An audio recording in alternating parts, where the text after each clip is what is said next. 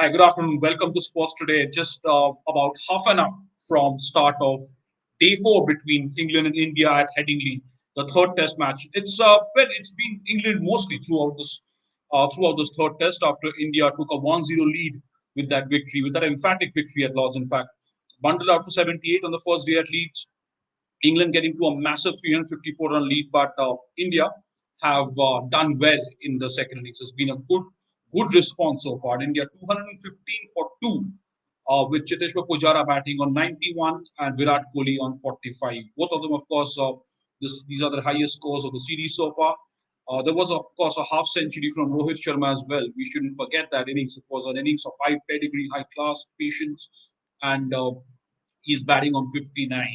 This is something that Pujara and Kohli would both look to build up on. This has been a 99-run partnership so far between these two. Pujara, of course, looking to score his first 100 since that 193 against Australia at the Sydney Cricket Ground, all more than 2 years back. In fact, that was January 2019, and he's had some issues. He's scored a half century after a long time. He, of course, got a couple of them in Australia, but struggled in India against England, and then of course the first two Test matches. He got runs in the second innings at Lords. Well, with that in that stubborn partnership with Ajinkya Rahane, which sort of paved the way for an Indian victory.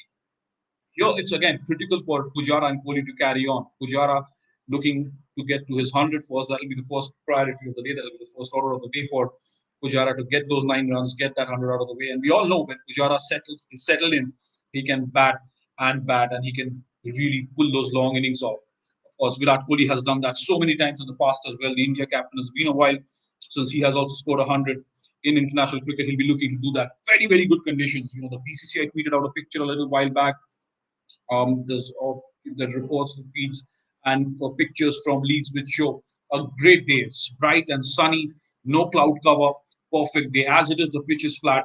They'd love to bat here, India, and try and put England under pressure, hopefully, on the final day. But it's not going to be an easy task. India still trailing by 139 runs. Remember, it's been England mostly who dominated the first 2 days. 78 all out India after they elected to bat. England went on to score 432, thanks mainly to another fine 100 from skipper Joe Root. But India have responded well. They have responded strongly at 215 for 2. A lot of talk around what happens from here on.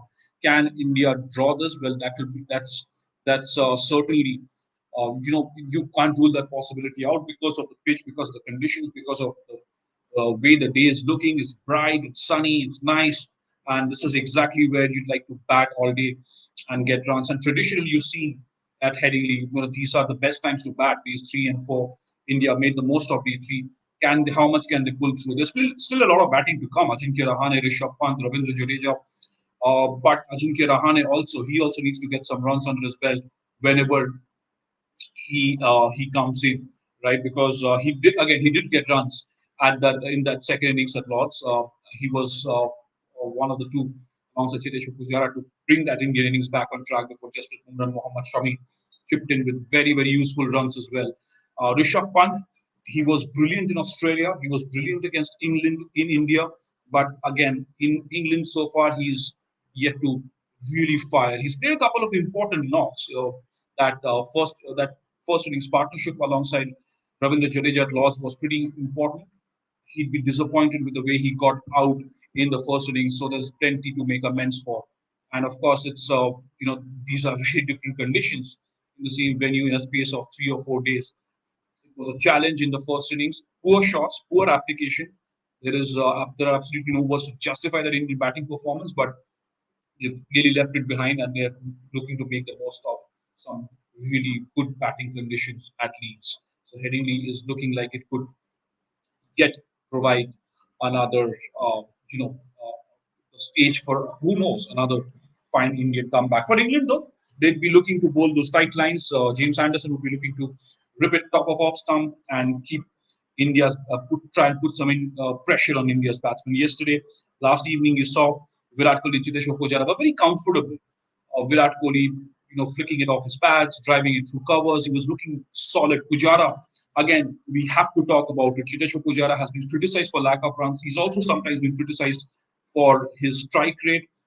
Brian Lara said he would like to see Pujara play a few more shots, get a few more shots in his array, and get the game moving really. And he seems to have done exactly that so far. It's a fine effort. 91 not out for Cheteshwar Pujara, 45 not out for Virat Kohli. Both these men would want to go on and bat and try and grind England further. Of course, England are without Stuart Broad in this series. He was ruled out.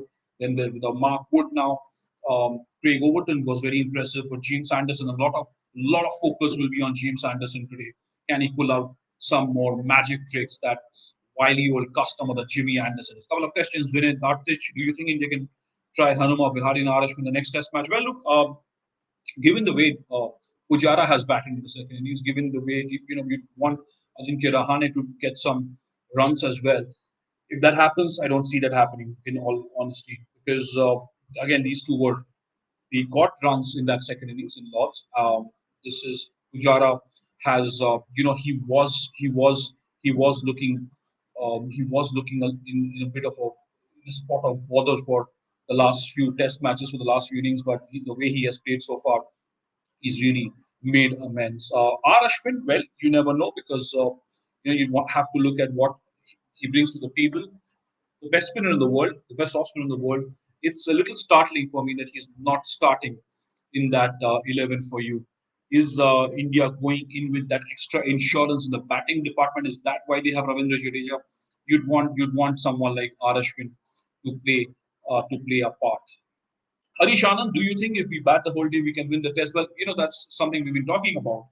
139 runs away. Now, India still trailing by 139 runs. India bat the whole day. India got 215 of their 80 overs. They bat the whole 90 overs today. Maybe get another. If again, this is all very hypothetical. This is if we sort of outguessing what the Indian team can do. But from here on, with perfect batting conditions, with the sun out, with no cloud cover, with the pitch really flattening out, and some fine stroke makers. Now you have Virat Kohli. Cheteshwar Pujara has done really well with that strike rate. There is Ajinkya Rahane, the stroke maker. Rishabh Pant, stroke maker. Ravindra Jadeja can score some quick runs. Um, you know, Again, if you're being very optimistic about it, 300, 310 runs in this next 90 overs, maybe a few overs tomorrow we, if England don't strike back hard sometime later tonight today, you'd really hope from an Indian perspective that they get a sizable lead and try and put England under pressure again. What happens? We all know what sort of tricks final day pressure can play on the minds. Shreyan, I say your dreams are big like me, but even if you get 300 today, the target will be around 140. You think it's Diwali? I give it again. I'm talking about 300 today, maybe 310, and try and get a few more runs, maybe somewhere in the vicinity of 160, 170. Who knows? That is something that we're trying to be optimistic about it. But it's a fair bit away now. Still a lot of cricket to be played. If you're looking at that context, 300, 350 runs from here on, that's still a lot of cricket to be played. But things have happened. You draw inspiration from some of the test matches of the past. You look back at that Eden Gardens test match against Australia about 20 years ago. You see what the Indian team did in Brisbane. They chased down a mammoth total when everybody thought they'd really go for a draw. You don't know how these guys can respond. We've seen that in the past. They are very, very aggressive in their thought process. Another 300 to 350 runs between tomorrow and probably some part of the first session. Can India put them under pressure?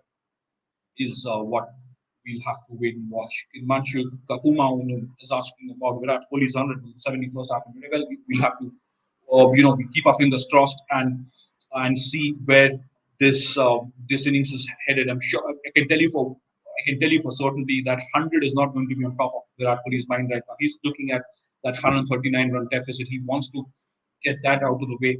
And for that, Pujara and Kohli, they need to build on this partnership, a big mammoth partnership between these two men. They're settled. They're looking really good. Harish Anand, do you think Pant should come ahead of Ajinkya Rahane for counter-attacking, as Moeen Ali will be bowling a lot of overs? Well, it depends on the context of the situation. It depends on the context of the game, I suppose. I don't think Pant will come ahead of Ajinkya Rahane unless India are looking to really up the ante and score some quick runs, but for that it'll mean that Pujara and Kohli would have almost batted through the course of this day. I don't see that happening, but Ajinkya Rahane is an experienced batsman. He's struggled for runs of late, but he scored runs in crucial games. Remember, at the MCG earlier this year, at the MCG, beg your pardon, last year, he scored runs at Lords in the second Test match. It's it's not very nice to write off very good players. They're struggling for form. Yes, they made some mistakes repeatedly, but they have the class and the quality to score runs under pressure. And again, I'll keep on harping on the conditions and the way it's looking at Leeds right now. Bright, sunny, and a very flat pitch. Sanjay Chakraborty, we should not criticize our middle order in the Test cricket because Team India have no more alternative for Jara in overseas conditions. Um, Look, Sanjay, yes, I agree, and that is why we are very constructive in our criticism. I know you're referring to some of the comments that we've seen over the last few days. But it is important to be constructive, and it is important to raise some questions when you see mistakes happening repeatedly.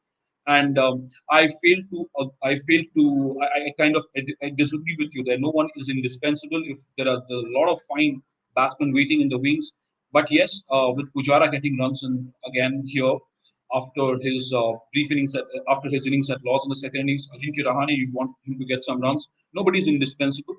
But yes, it would hurt a lot of Indian fans to see players of the pedigree of Pujara and Rahane not getting runs more consistently because their quality, their class, they have it in them. They've done it in the past. They've scored runs on big occasions in big matches, and you want to see them do that more consistently, especially with India under pressure. This was high pressure second innings, even though the pitch had flattened out, but you still were playing with a deficit of 354 runs, and that can play tricks on your minds.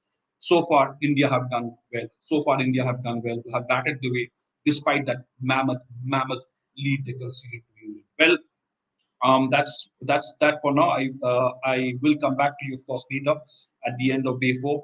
Warrior Majunda will join you at 5:30 in the evening to bring you a summary of the first session at lunch. So here's hoping uh, a fine performance from India's batsmen on a very good day at Leeds. Hopefully, we'll get to see something exciting unraveling through the course of this penultimate day of the third Test match between England and India. Thank you so much. Do subscribe to Sports Today. Thank you for joining me. Have a very, very good afternoon.